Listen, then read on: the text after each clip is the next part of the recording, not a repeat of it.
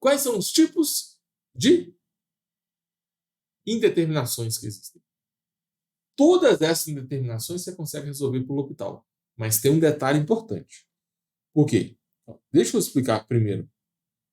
Divisão indeterminada é 0 sobre 0 ou infinito sobre infinito. É o que a gente chama de divisão indeterminada.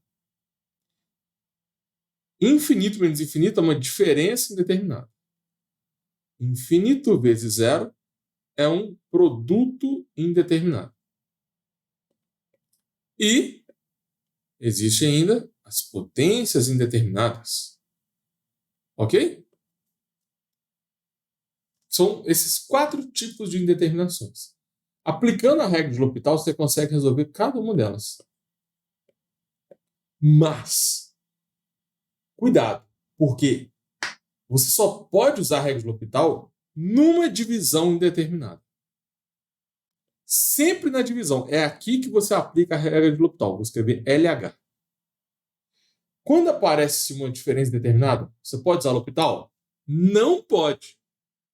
Mas, sempre que aparece uma subtração indeterminada, uma diferença indeterminada, você vai transformar isso aqui numa divisão indeterminada. Ou seja, você transforma em infinito sobre infinito ou 0 sobre 0.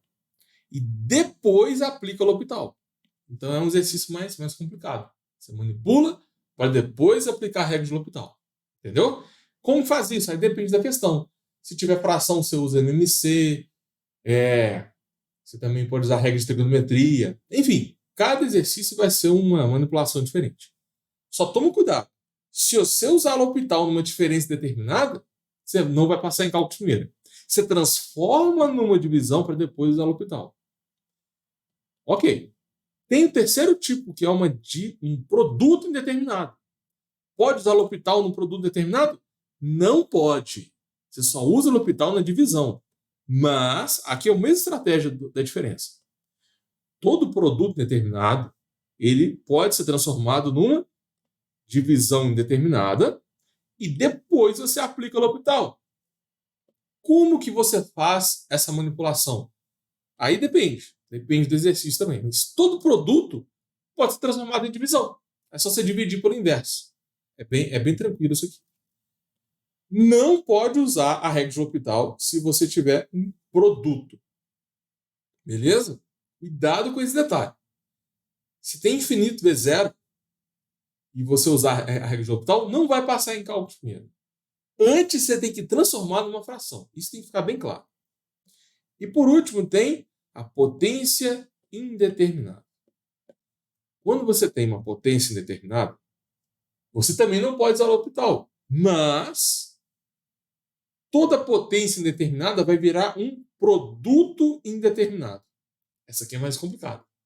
E depois, o produto determinado vira uma divisão indeterminada. Aí, depois, você aplica a regra de L'Hopital. Esse quarto caso aqui, normalmente é o que dá mais trabalho. E como que você manipula uma potência num produto? Olha só. Vou escrever a fórmula para vocês. Só de curiosidade mesmo. Se você tem f de g de x, você vai reescrever isso como E elevado a g de x vezes o ln de f de x. Aí esse numerador vira um produto, e depois você usa no L'Hopital. Enfim, esse exercício aqui ele é mais complicado. Queria apresentar para vocês os 4 tipos de indeterminação. Então, é importante você conhecer esses 4 tipos. Esse quarto tipo aqui é o mais difícil. Muitas vezes o professor não cobra, porque ele é mais avançado. Aí você tem que confirmar se o seu professor cobra esse tipo de questão ou não. Tá bom?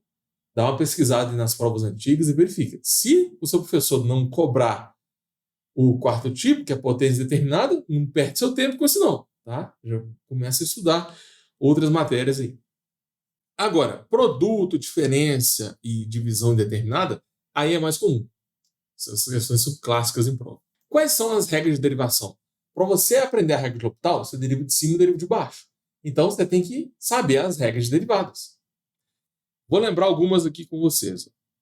Se você tem derivada de soma, você pode derivar o primeiro, depois derivar o segundo. Beleza? Não precisa de... Quando é produto, né? Você tem que usar a regra do produto. Divisão, tem a regra da divisão. Mas quando é soma ou subtração, é muito simples. Derivada de subtração é só derivar o primeiro, depois derivar o segundo. É bem simples. Beleza? Essa regra também, a terceira, ela é muito óbvia. Se tiver um número multiplicando, o número fica e você deriva a função g de x. Só isso. Se tiver um número multiplicando, o número fica. Não aplica a regra do produto aqui, tá? Eu só uso a regra do produto quando tem duas funções de x. Essas três regras são as mais fáceis de derivadas. E é essencial você saber isso para passar em cálculo de primeira. Derivada de soma, subtração e número multiplicando. Isso são propriedades estruturais. Você não resolve a derivada. Você só mostra quem você vai resolver primeiro, sacou? Vou mostrar um exemplo aqui daqui a pouco para vocês fixarem isso. Quando eu mostro com x, com letras, né, fica meio abstrato. Mas eu vou fazer exemplos com funções. Qual é a derivada do seno de x?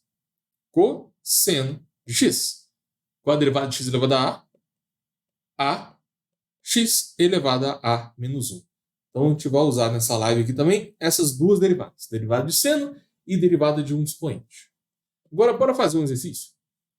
Vamos supor que eu queira calcular a derivada de x ao cubo mais 3 seno de x menos x elevado a 10.